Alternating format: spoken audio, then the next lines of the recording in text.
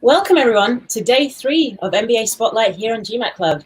Thank you for coming back if you've been with us for the first few days. And if you haven't, welcome.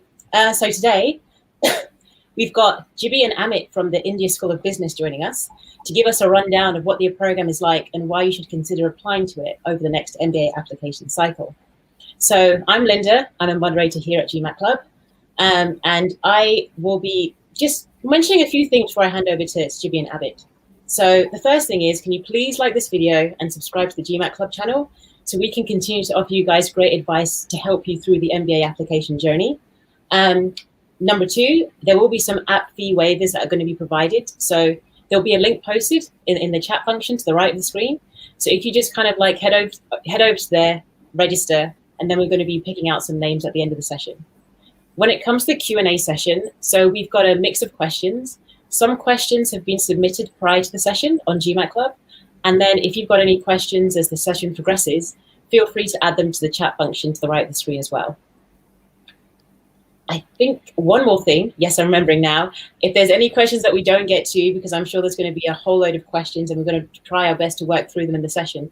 But if there's anything that we don't get through, there's going to be a Zoom session at 10 a.m. Pacific that people can dial into to kind of like answer any further questions that weren't answered in the session. So without any further ado, I'm going to hand over to Jibbi and Amit to give you an understanding of what an MBA is like at ISB. Thank you, guys. Thank you, Linda. Thank you for the introduction, and thank you for having us here. Welcome, everyone. My name is Amit Tyagi. I am the Associate Director for Admissions and Financial Aid at the Indian School of Business. And today I'll be talking to you on the PGP program at ISB, which is our MBA equivalent full-time program at Indian School of Business. So, to begin with, ISB was established in the year 2001.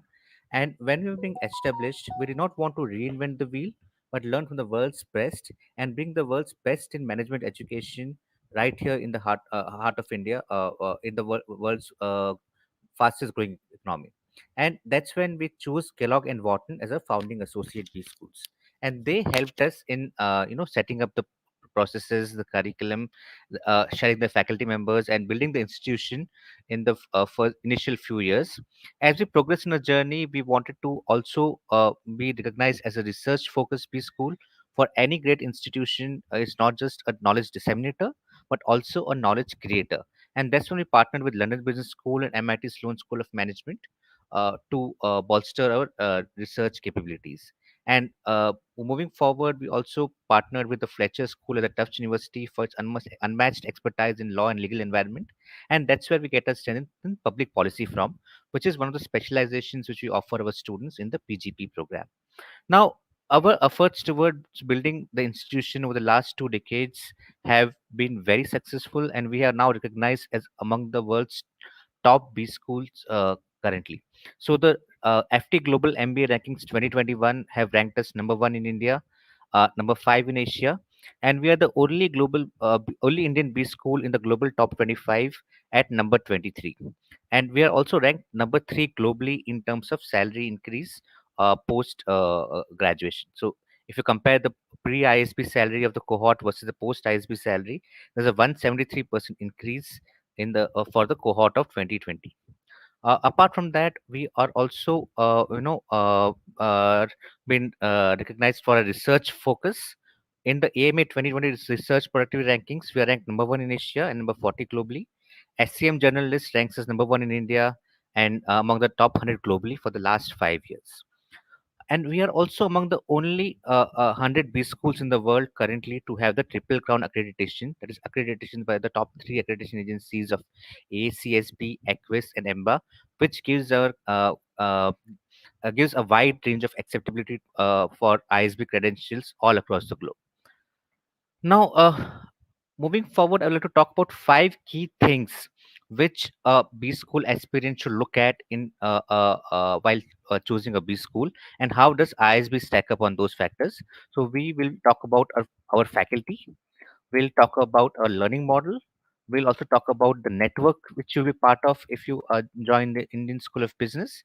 And we'll all have touch upon the world-class facilities which we offer to our candidates who study across our two campuses in Hyderabad and Mohali. And finally, we talk about the career opportunities which we make available to our students when they graduate from Indian School of Business. So when we talk about the faculty, even though we have 70 plus teaching and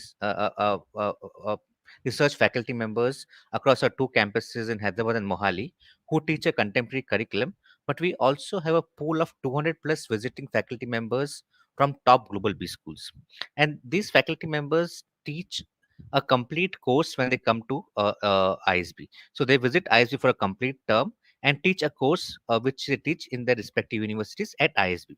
So with this, what happens is that you learn from the world's best faculty right here in the heart of India, and our students have access to the world's top teaching talent right here across our two campuses in Mohali and Hyderabad. Now, two examples come to my mind. One is Mr. Edward Rogers, who till recently was the chief knowledge officer at NASA, and who now has his own startup. And as chief knowledge officer at NASA, he dealt with complexity day in and day out. And at ISB for the last 10 years, he's been teaching a course called Managing Business Complexity. So imagine learning complexity from a person who works in that area at the world's top space agency. Another example is Mr. Krish Subramaniam. He is the current chief economic advisor to the government of India, and he teaches finance and economics at ISB. So imagine learning finance and economics from a person who advises government of India on financial and economic matters. So that's the kind of teaching talent we are able to bring to for our students due to our portfolio model of visiting faculty, what we call it. Uh, Moving on, let's talk about our learning model. So, of course, we have a four-tiered learning model. Classroom learning is very important, and we use case methodology for teaching students in a classroom. We offer students 10 specializations across 8 terms, of which 6 are functional focus and 4 are industry focused. Uh, the 8 terms are spread across in the sense that in the first 3.5 terms you study 14 core courses, and in the next 4.5 terms you take between 17 to 21 electives, for which you have an option to study from more than 80 plus electives. We also have a focus on applied learning through something called an experiential learning project or ELP, where students work on a live uh, case or live problem with an organization. And this is a for credit program wherein you solve a live industry problem, working on it for 3.5 months along with your classrooms. You work virtually and get to spend a week explaining your findings and preparing an implementation roadmap at the organization. We also organize study treks at 3 levels: uh, international study treks, domestic study treks, and social sector treks. For entrepreneurs, we have something called Plan an Entrepreneurial Venture, a course which prepares you to be an entrepreneur once you graduate from Indian School of Business, and you can also be a part of our incubation centers once you graduate from the program. In terms of peer learning, we offer around 50 plus international exchanges, both inbound and outbound, which ensures that you have exposure to your peers from all over the world, wherein you get to spend a term abroad, and other peers from other top business schools get to spend a term at Indian School of Business from the fourth term onwards. We have a lot of professional and social clubs which ensure that campus life is vibrant, and the residential nature of the program where all of the students stay on campus ensures that you learn round the clock, right? There's always something happening on the campus which you can be a part of and learn from. You are spoiled for a choice in terms of learning events which you have on campus. Events and competitions. So ISB organizes its own events like Advaita, which is a case study competition, ISB leadership series, which are talks by eminent people, and Bandhan, which is a social sector event organized by our students every year. So this is what the academic calendar looks like for the current class, which has started from 5th of June 2021. It's a full 51-week program wherein we have 8 terms.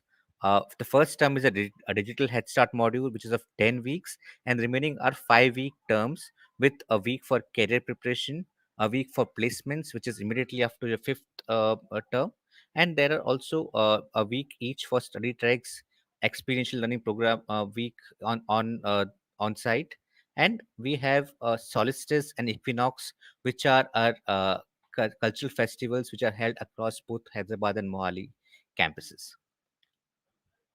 So this is a digital head start module structure, which is the first 10 weeks of your class. This is held on online platform, specially customized for this purpose, where you take 6 easy-paced core courses in digital format, which are for credit and ease you into the rigors of academics at Indian School of Business.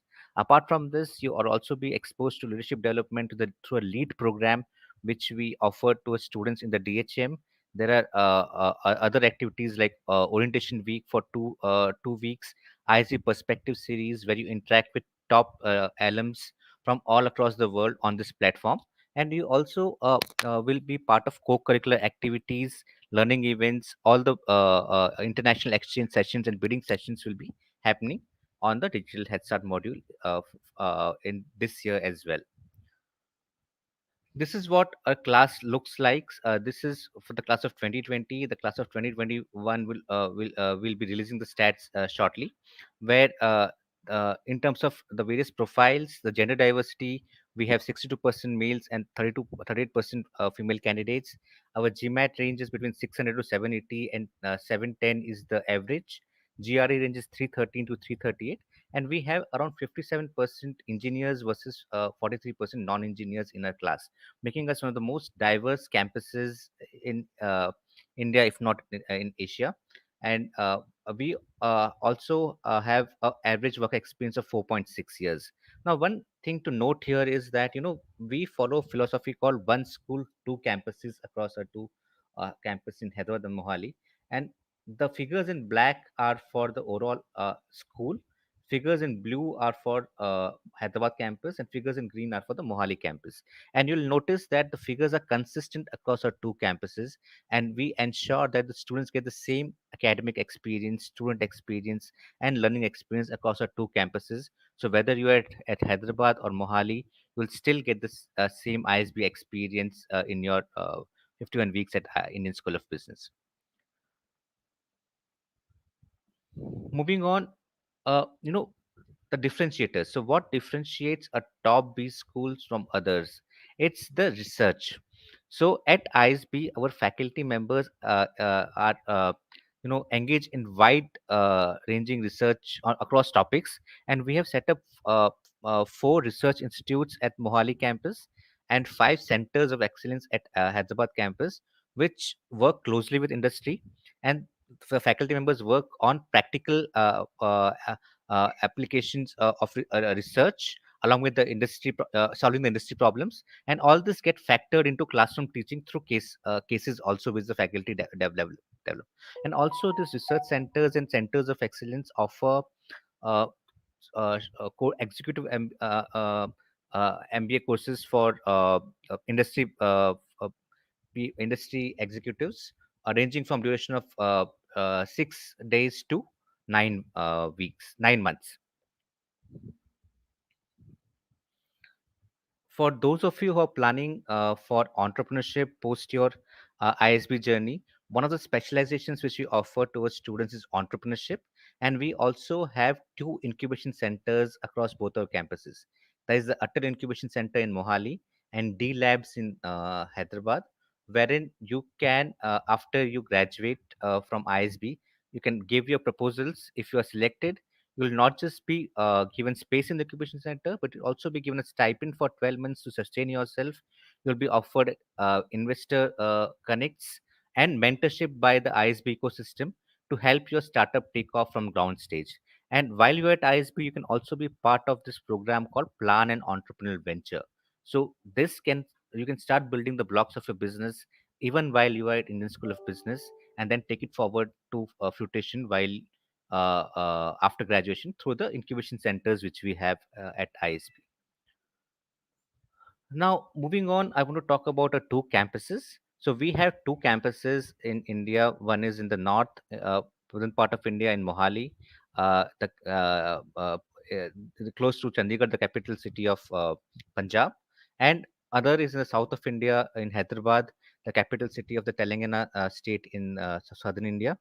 And both the campuses we follow a philosophy called one school, two campuses, which means that in terms of admissions, you don't apply to ISB Hyderabad or ISB Mohali, you apply to ISB.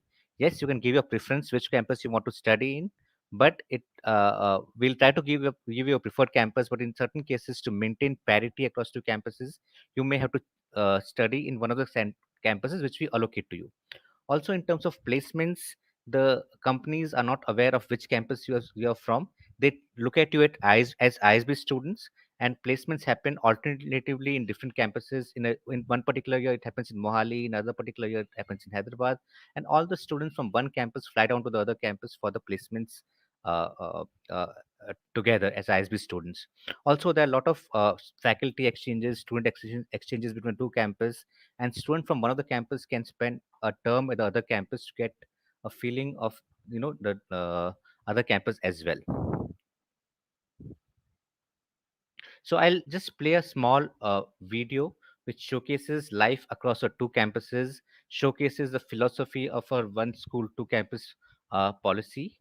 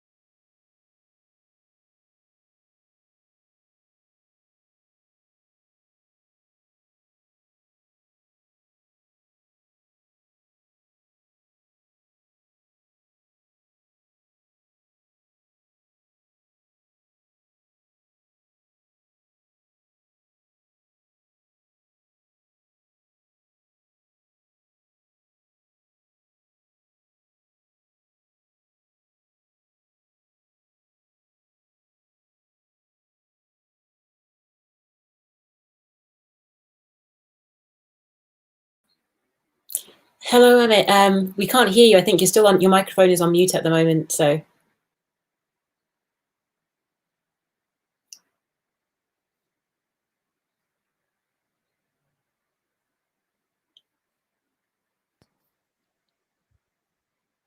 Oh, perfect. Yes. Sorry.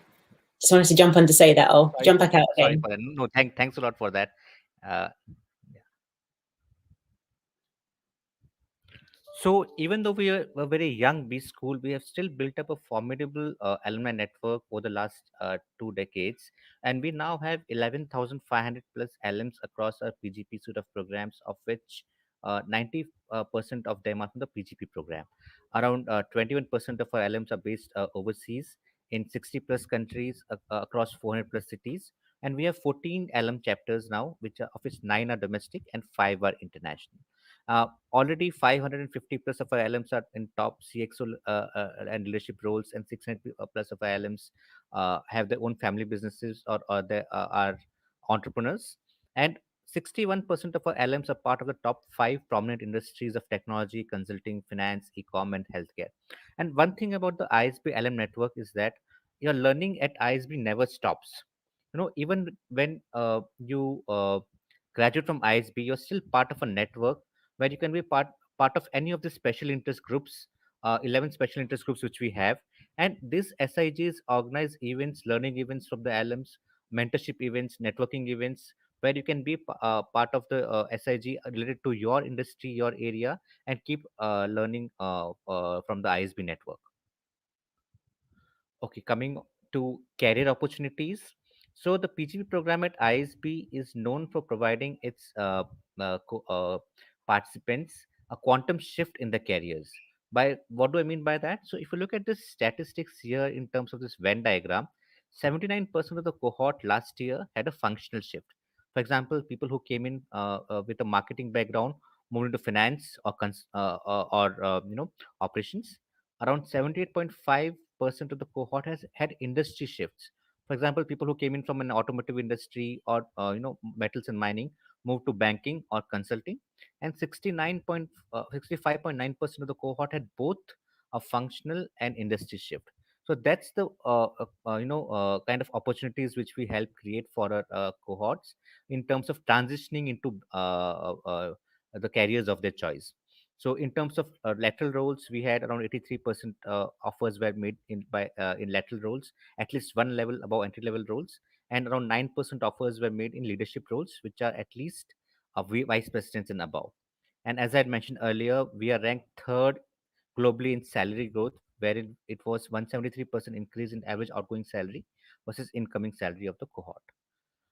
Look at some of our recruiters, and we are very strong in consulting and technology area, but we also have a huge depth in terms of our other functions. So you pick a function, banking or media or e-com, and you will find that we have companies from that area recruiting from the ISB campus, and you get all the students have an offer even before they graduate, and are and they join their offers immediately after the companies immediately after joining, graduating from Indian School of Business. Now we come to the final part of this presentation on how to apply and what are we looking at. So there are three modes of entry. One is direct entry, which is for people who have at least 2 years of work experience. They have completed the undergraduate degree. They can come and join directly and apply to PGP through the online portal which we have. Our next option is early entry option for people with 0 to 2 years of work experience. So even if you don't have 2 years of work experience, you can still apply to PGP. Will be considered, and will make you a deferred of admission if you are found suitable. That is, you can only join after you complete 24 months of work experience as on the class start date. Which and finally, there is also an option for people who are currently in their uh, final year or pre-final year of the undergraduate or postgraduate programs, wherein you can join us through a young leaders program, which is again a deferred admission provided to students, and they can join after they complete 20 months of work experience post their completion of their academic degrees. Now, how do we evaluate candidates? So we have a holistic profile-based evaluation where we look at 5 or 6 parameters. We look at your academic credentials, work experience, your test score, either GRE or GMAT, and online GMAT or GRE will also do. We look at your awards and achievements, your essays which you write as part of the application, and a letter of recommendation from one of your seniors at work. In terms of the application process, I just want to give a brief overview once again. The application is fully online. You can go visit our website and fill the application, where you'll be required to enter your academic details, your employment details. You'll be required to write 2 essays and submit a letter of recommendation. To fill the application form, the essentials are: you need a bachelor's degree or a master's degree, a work experience of at least 2 years, and a GMAT or a GRE. For this year, the timelines are: the round one deadline for ISB's PGP is September 12, 2021. We'll be taking applications for round 1 by this date. The round 2 and round 3 deadlines will be displayed on our website in a couple of weeks. So that's all I had as part of the formal part of my presentation, and I'll now take questions from you. And in case I'm not able to take any of your questions today, please note down these touch points. You can reach out to us on any of these touch points as you feel comfortable, and we'll be happy to take answer your queries there as well. We're also going to start a official PGP uh, thread on the GMAT Club, and you can also join that in the next couple of days. We'll be making announcement on that as well. Uh, so yeah, that's all from my side. Over to you, Linda. Thanks a lot, Amit. Thanks a lot for that presentation. It was brilliant. So we've got a ton of questions that have come through, which is brilliant. I've just been looking at them come through via the YouTube stream. So the way we're going to handle it is that we're going to go via YouTube and what's come pre-submitted. Before I start looking through, I guess, is there anything that you want to add, Jibbi, to what's been said already before we head on into the questions? No, I guess Amit has summed it up quite well. And what he said, that we officially will be having our own official GMAT club thread as well. This is for all of the candidates here to get the right information rather than getting misled. Sometimes what happens is they might get wrong information. So we will be present on the platform to give you the correct information, and also we'll be also asking students to share their experiences with you on that forum. Perfect. Thank you. Okay, so we can jump right into the questions. So the first one that we have is, this was one of the pre-submitted questions. So tips for reapplicants who were waitlisted but were unsuccessful. What can be done to enhance their profile? Yeah, so reapplicants, especially those who are waitlisted but not able to make it this year, what I want to tell you all is that you have come so far in a very competitive year, and you were on the verge of being part of the cohort this year, but you just missed out on the last step. And for all such candidates, we'll be happy to get in touch with you and give you of the feedback from your last year's application, and give you tips on personalized tips on how to apply for this year. So for all of you, I'll say that don't miss out on applying this year, because you have almost made it. And reach out to us if you want any more, if you want a personalized feedback from us, and our team will be happy to do that for you. Linda, you're on mute. Technical issues again. Thank you, Jibbi. So jumping to questions from YouTube, there's two which are quite related to work experience. So the first one is, if you're looking to Mohit's looking to understand prospects for higher experience for people coming from more experience, so 14 years plus. If you've already got your MBA goals sorted, I know that you guys mentioned, is it a 4.6 year average profile? And obviously that ranges between 2 to 20. So I guess they're just wondering, how realistic is it? Yeah.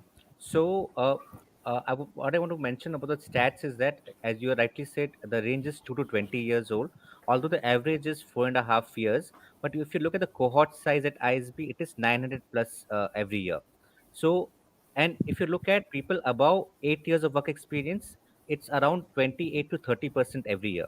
And if you take 900 candidates and 28 to 30%, it's around 250 to 200 candidates who are above 8 to 9 years of work experience. So definitely, a lot of people with work experience come to us. As long as you have your post MBA goals sorted, ISB is a place for you to be in. Of course, people with higher work experience need to be sure of what they want to do, what they want to get out of the 1 year at ISB. And if they are aware of that, I think ISB is a place for you to be in. And we also, as I mentioned, have the senior executives club at ISB, where the placement team works closely with them to know their career aspirations and get them opportunities according to their aspirations. Thanks a lot. Another question that's a bit similar in terms of work experience. So what opportunities are available for people with 8+ work experience with respect to the job opportunities post the MBA program? Jibbi, you want to take that question? Sure. So most of the part Amit has already answered. Now, what happens is, apart from the regular career opportunities which candidates get, be it from any work experience stream. Now, for 8+ years of experience, we have a senior executive club in which the career support services team they will be individually in touch with these candidates, and they will map their aspirations and what is the career path which they want to opt for. And because they will be having specific and very narrow requirements in terms of what career progression they are looking for. So based on that, our career advancement services team, they will map their job descriptions, their requirements with the industries out there and with the recruiters, and they'll get those specific recruiters on board. So candidates with 8+ years of experience do not have to worry about what kind of roles they might get in. Whatever they're aspiring for, they can be rest assured, they can rest assured that they will find those kind of opportunities at ISB. Perfect. That's great to hear. So a question coming from the pre-submitted group. How do placements at Hyderabad and Mohali campus differ in terms of companies that come or in terms of the roles that the companies are offering? So there's no difference whatsoever. So placements at ISB are organized centrally. So it's usually at one campus where all the companies come for recruiting, and all the students also gather at that particular campus for the placements. So it could be either at Hyderabad or at Mohali. And if it is at Hyderabad, then all students from Mohali will fly down to Hyderabad and vice versa. And the recruiters who come to recruit students are not aware of which campus you're from, and neither are they will they ask you that. For them, you are as good, you are ISB students and not ISB Hyderabad or ISB Mohali students. So there's absolutely no difference in campus in terms of the roles or companies, or even the process across the two campuses. Thanks for clarifying that. Another one. So can you tell us about the opportunities that applicants who don't have a tech background and who want to convert to more tech strategy roles, what kind of opportunities exist for these people? Okay, so at ISB we have among the most diverse profiles in terms of tech versus non-tech. So if you look at this year's cohort, around 57 are from the technical background, 43% are from the non-tech background. Where that's a which very high percentage, at least for the in the Indian context. And so it's not about which background you come from; it's about what skill sets you bring to the table. So even people who come in from tech background or non-tech background, they have to evaluate their skill sets, how transferable are those skill sets to different contexts, and what skill sets they build up at ISB, and those things will determine what roles they'll end up eventually at the placement process. For example, somebody who comes in from a commerce background and has worked at a auditing firm or at a consulting firm can also after gaining experience at ISB or majoring in finance or maybe in strategy, can look for consulting roles or finance roles. There's no cap on that. Perfect. Thank you very much. So going back into the YouTube questions, Arnav asks, how difficult is it to get an interview invite if the candidate is qualified for stage 2 of the YLP? Okay, so if you have qualified for the stage 2 of YLP, you have already cleared one stage. So you already cleared the part where your ACADS, your extracurriculars and others have been factored in. Now, what is important is getting a good GMAT or a GRE score, test score, and that will determine that, along with your overall profile of your ACADS will be added into your score, and that will determine your interview invite. So now Plus the the only thing, evaluation and yes, evaluation and essay. essays, yeah. So now the only thing left for you is to focus on your GMAT, the two essays which you need to write, which are very important, and the profile evaluation which is to be done. That will help determine your qualification for the interviews.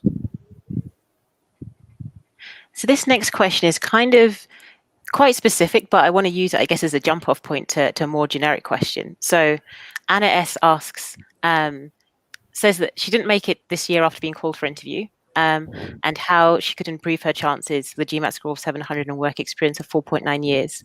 And I guess to expand on that, I guess what does ISB look for in a candidate? What makes a candidate competitive when applying for the school? Right. Right. So, Anas, your specific question, I'll maybe we admission teams can reach out to you later and answer a question. But what I'll answer here is, what do we look for in a candidate when we evaluate them, and how a candidate can increase his or her chances of getting a call from a final call from the ISB. So at ISB, we look at 5 key factors: your ACADS, your work experience, your test scores, the essays, and the letter of evaluation from one of your seniors. And all these 5 factors are fed into an algorithm which generates a profile score for the candidate. So the profile score is something which will determine whether you get called for interview or not. So depending upon a cutoff for profile score, we call all the people above the cutoff for interviews, where the LMs will interview you and give you an interview score, interview rating. Then we add the profile rating and interview rating together, and that becomes your overall rating for the purpose of making the offers to candidates. So here, if you look at it, you can there are 5 key things you can work on. If your GMAT score is 700, then maybe work on your essays, and maybe work on maybe representing work experience better, because ACADS is something which is already cast in stone. You cannot go back and change it, but that also is one of the factors. Thank you very much. So coming to the application process, is there a difference between round 1 and round 2, or can candidates just expect exactly the same process regardless of the round that they're applying to? Sure. So Jibbi, you want to take that? Sure. So technically, there is no difference between round 1 and round 2, except for one thing, that in round 1 we have 100% scholarship opportunities available. In round 2, there won't be 100%, but you'll have 75, 50, 25% of scholarships available.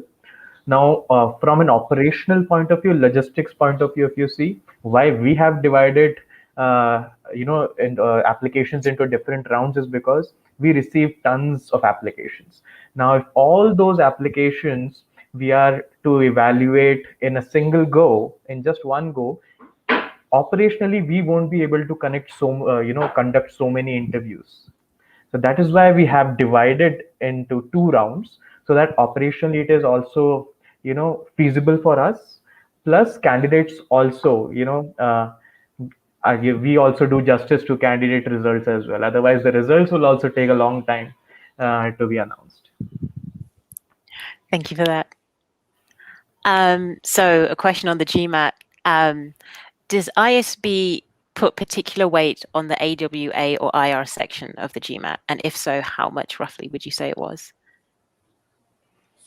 So we usually do not disclose the weightages of different components, whether it's GMAT or ACADS or other things.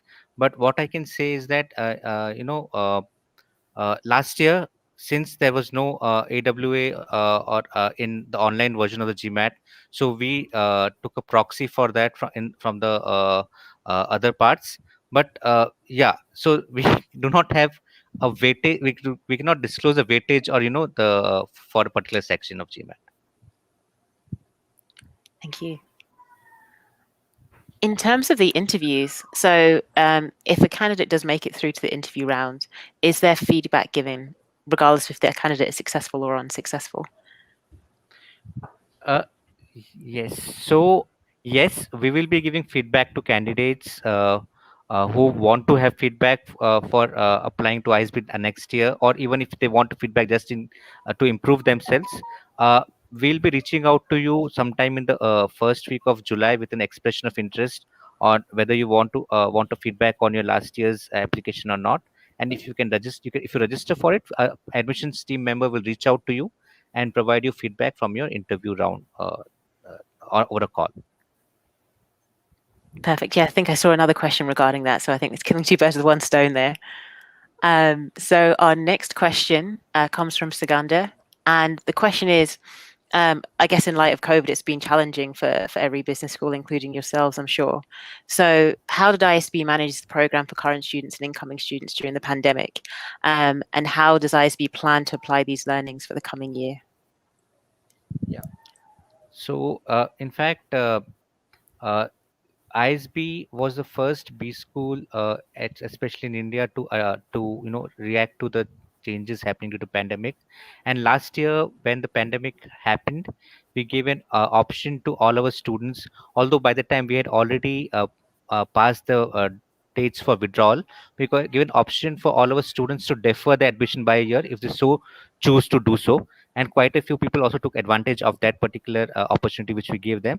And we also came up with something called a digital head start module for the candidates. So we realized that there will be some time at least before we are able to start classes on campus, making do with all the requirements of social distancing and other things. So we came up with a customized platform wherein we tweaked our program, and we came up with this 10-week digital head start module which incorporated various components, not just academic but also societal projects, leadership development, and co-curricular activities. So this 10-week digital head start module was meant not just for the pandemic times but also continues for the subsequent years. So one thing we have learned from this pandemic is that going forward, it's not going to be fully physical even when things get back to normal. We are all going to be working in a hybrid format, at least for the foreseeable future. And to prepare our students for that world, the digital head start module is something which we foresee continuing in the subsequent years as well. And it is not just in response to pandemic but also in response to the changing world and the new normal which we foresee. Thank you very much. And it's great to hear, I guess, the response and how, in a way, going through the pandemic has actually helped, address areas that, could be improved in the program and give candidates, I guess, that head start, like you said, because Sure. it does help before kind of like hitting the ground running, so to speak, when you get to school. I guess we've got time for one more question. So did ISB receive a higher than usual number of applications for the year 2021? And was there a high level of competition? So I think people who applied last year would be aware of that. Yes, the competition was higher last year. Uh, and the application, so by that effect, applications also would have been higher last year. How many and exactly how much is something which I think no B school will disclose in a public platform. But yes, I can tell all the candidates who applied last year that you were part of a year which you can pat yourself, even if you made it to the waitlist stage or the interview stage, you have done really well. Thank you very much. Let me quickly get this banner off. So I think that is us for now. I don't know if either of you want to make any closing comments before I close the session. Jibbi, you want to go ahead? So yeah, I just would want to say one thing. Don't self-reject yourself. You know, you're going to apply. There are certain things which you cannot go back and change as part of your application. But there are a lot of sections in your application in which you can showcase your best self. And for example, your extracurriculars, your awards, your achievements, and so on. I'm so sorry. Yeah. Your awards, achievements, your evaluation, your work experience, all these things you can showcase, right? It doesn't mean that if you have scored less, let's say in your GMAT or a GRE, that is a disadvantage for you. No, since we do an overall profile based shortlisting, you have an equal opportunity to counterbalance for that in all the other sections of your application. So my point again is, do not self-reject yourself, give in your best, and let us do the part which we are known for. That is shortlisting you. All the best. Thank you for those great words of wisdom, Jibbi. And I want everyone to kind of join me in saying the biggest thank you to both Amit and Jibbi for taking the time out today to give us an insight into the MBA program at ISB. I'm sure we've all learned something very valuable during this session, and wish you all the best of luck to those applying to ISB. Another mention, again, I know there was a ton of questions that were coming through, a ton of great questions, and I know we did not get a chance to answer every single one. So there will be a Zoom session later on today, 10 a.m. Pacific time. So please dial into that session to get those questions answered. And I'm sure both Amit and Jibbi will echo the fact that they'll be open for questions if you've got any regarding the MBA application process at ISB. Sure. one more mention, please thumbs up and like this video if you like it. If you don't like it, thumbs down, that's fine. Anything that can help us do a better job and deliver better content to you, because we're here to support you guys who are going through this MBA application journey. So we're here to support you. If you like what we do, thumbs up. If you don't like what we do, thumbs down. We won't be offended. So again, thank you so much for joining us today, guys. We really appreciate it. And Thank to you. everyone dialing in, have a great rest of the day. Thanks for the opportunity, Linda. Thanks. It was a Thanks, pleasure Jibbi. to